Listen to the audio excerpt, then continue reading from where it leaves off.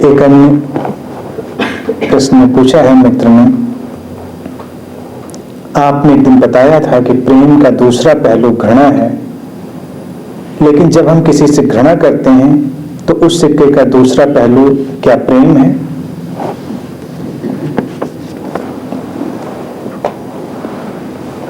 वो तो है ही। अगर तुम किसी व्यक्ति को नापसंद करते हो तो उसको नकारात्मक रूप से पसंद कर रहे हो, निगेटिव लाइकिंग है, लेकिन है तो लाइकिंग ही। अब तुम किसी को याद नहीं करना चाह रहे हो, इसकी बिना पर तुम कितना याद करते हो। इसीलिए किसी के दो पहलू। अक्सर पहलू कन्वर्ट हो सकते हैं, बदल सकते हैं, कि तुम किसी को नापसंद कर रहे हो और धीरे धीरे तुम पसंद करने लगो, क्योंकि कुछ है जो तुम्हें आकर्षित कर रहा है, तभी तो तुम उस पर इतना ध्यान भी दे रहे हो। जब तुम इनडिफरेंट हो, उदासीन हो, तो तुम संबंधित नहीं हो। लेकिन दूसरे से तुम चाहे घृणा कर रहे हो, नापसंदगी में हो, प्रेम में हो या पसंदगी में हो, तुम एक संबंध में हो। किसी के प्रति अगर तुम बहुत रिएक्टिव हो तो गहरा संबंध है। अगर तुम बिल्कुल शांत हो, तटस्थ हो, तब संबंध नहीं है। तो ये एक ही ऊर्जा है जो घूम रही है, वो कोई भी रूप ले लेगी। सवाल ये उठता है कि तुम घृणा क्यों कर रहे हो किसी को, या किसी को, या किसी भी बात या किसी घटना के प्रति आकर्षण है, कोई आकर्षण है। कई बार कुछ लोग हैं जीवन में किसी भी बात के प्रति बहुत घृणा करने लगते हैं कि गलत है, लेकिन उसके प्रति तुम्हारा आकर्षण क्यों है इतना? और एक दिन वो गलत उनके जीवन में देगा चला आए तो कोई आश्चर्य की बात नहीं। जो तुम्हारे जीवन में नहीं आएगा उसके प्रति तुम उदासीन हो, तुम ध्यान भी नहीं दे रहे हो, तुम बस निकल गए।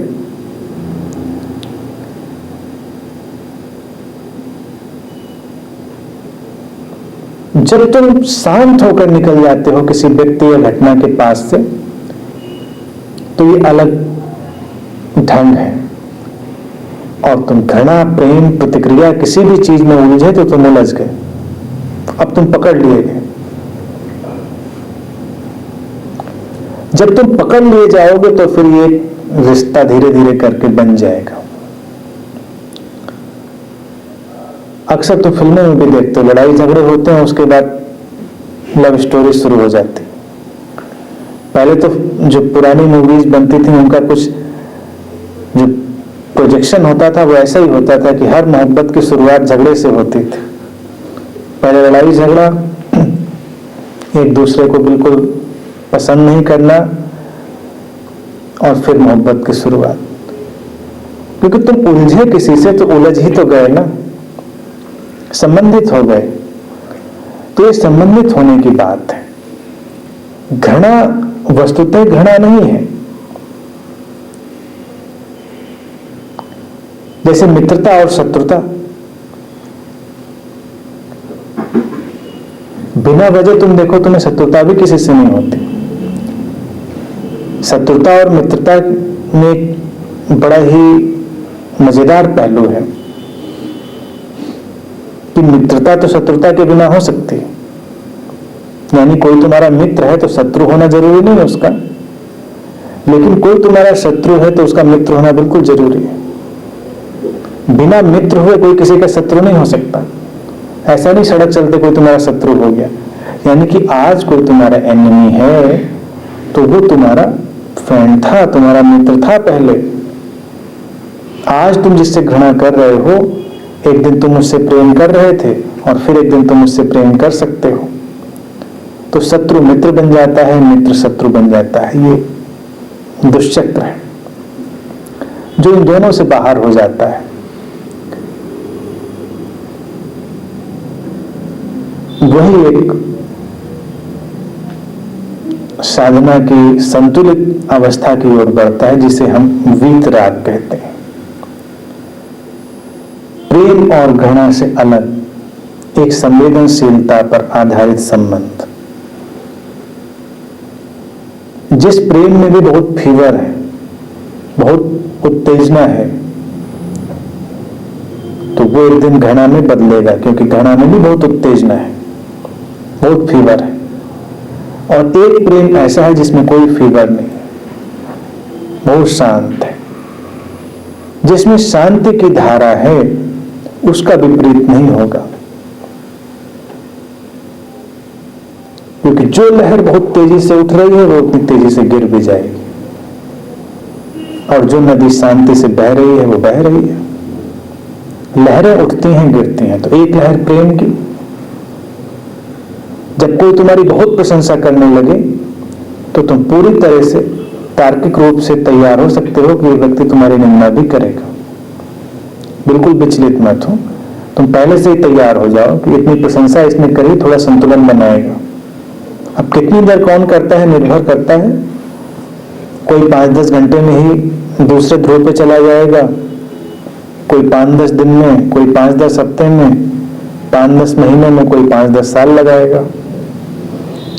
लेकिन जिसने एक ध्रुव छुआ है वो दूसरा ध्रुव भी एक दिन छू लेगा। जो लोग बहुत प्रशंसा के शौकीन हैं, एक दिन उनको बहुत निंदा उठानी पड़ती है, बहुत आलोचना। दूसरा पहलू भी आ जाएगा जीवन में। जिसे प्रशंसा से भी लेना देना नहीं, उसे आलोचना से भी कोई फर्क नहीं पड़ता।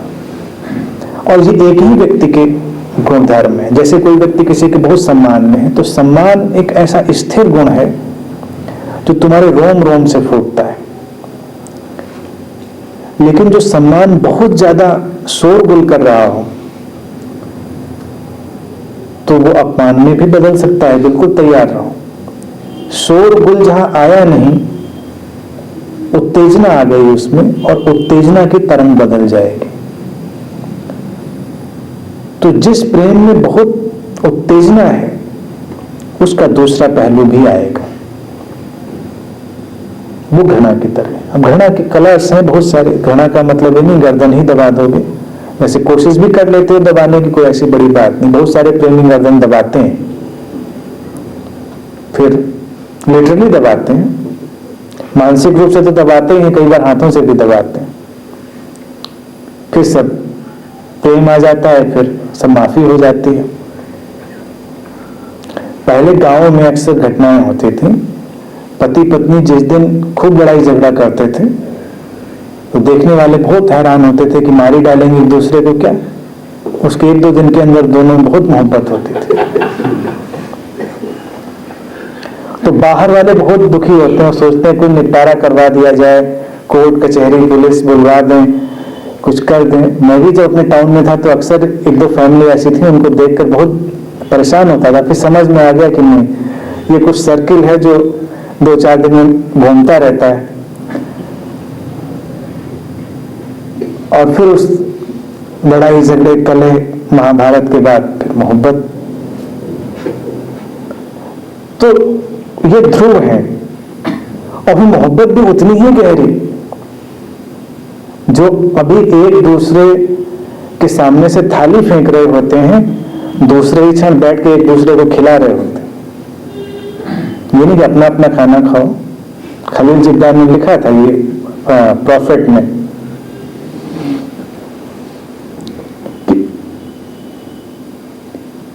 जो संगीत उठता है उसमें एक सामंजस्य होता है, संतुलन। जैसे कि सितार के तार हों, या एक भवन एक खड़ा है तो उसके पिलर्स का एक सामंजस्य है।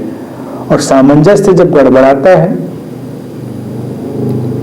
तो दुर्घटना घटती है। यानी कि सारे तारों को पास बिठा दो, संगीत बंद हो जाएगा। सारे पिलर्स एक साथ ले आओ, भवन ढह जाएगा। तो मोहब्बत में कुछ इतने पास आ जाते हैं लोग कि फिर दूर जाना पड़ता है। एक गाना भी था फिल्म का, मुझे याद नहीं है, कि हम इतने हुए करीब कि दूर हो गए, ऐसा ही कुछ था। मुझे गाने याद नहीं रहते। तो जब इतने करीब हो जाते हैं तो करीब आते आते रिफ्लेक्स एक्शन में थोड़ा दूर हो जाते हैं। वो घृणा का, प्रेम का पहलू, फिर घृणा का पहलू। यानी करीब आने की चेष्टा में ही ये बात शामिल है कि तुम करीब नहीं हो, तो दूरी आ जाएगी। प्रेम करने और दिखाने की बहुत उत्तेजना, इसका तात्पर्य है कि वो नहीं है, तो थोड़ी देर में वो नहीं में बदल जाएगा। और जब वो है तो बिल्कुल चंद्रमा की तरह शीतल, शांत, एक शांत नदी की तरह बहता हुआ, उसमें फिर दूसरा पहलू नहीं आता। तो एक साधक को वही उपलब्ध करना है। हो सकता है कि मारपीट, लड़ाई झगड़े के बाद जो मोहब्बत होती है, घृणा के बाद जो प्रेम आता है, बहुत मधुर होता हो, और उस मधुर प्रेम में ही कई बार लोग इतने उलझते हैं कि इस ध्रुवीयता से, इस पोलैरिटी से मुक्त नहीं हो पाते। एक साधक को इन सारी बातों पर जागरूक रहना चाहिए। ये संबंधित होना ही है, तुम रिलेट कर रहे हो एक दूसरे से। इन बातों के प्रति जब हम जागते हैं तो फिर हमारा जीवन तीसरे बिंदु की ओर बढ़ जाता है, जो न घृणा में है न प्रेम में है, वो इस पोलैरिटी से मुक्त है। और फिर वो जो प्रेम जिसका सद्गुरु लोग उपयोग करते हैं, संबुद्ध लोग उपयोग करते हैं, वो प्रेम इस ध्रुवीय प्रेम से बिल्कुल फर्क है। वो एक चेतनागत अनुभव की तरह है, वो एक एहसास की तरह है। जब तुम दूसरे के भीतर भी वही जीवन, वही चेतना, वही प्राण, अपना ही विस्तार, ओन एक्सपेंशन देख लेते हो, तो ध्रुवीयता नहीं है, फिर रिस्पॉन्सेज है। पहले प्रेम में रिएक्शन है, और जो ध्रुवीयता से मुक्त प्रेम है उसमें रिस्पॉन्सेज है। रिस्पॉन्स और रिएक्शन में अंतर होता है। इन बातों पे सोचते रहेंगे। आज के लिए इतनी ही बात।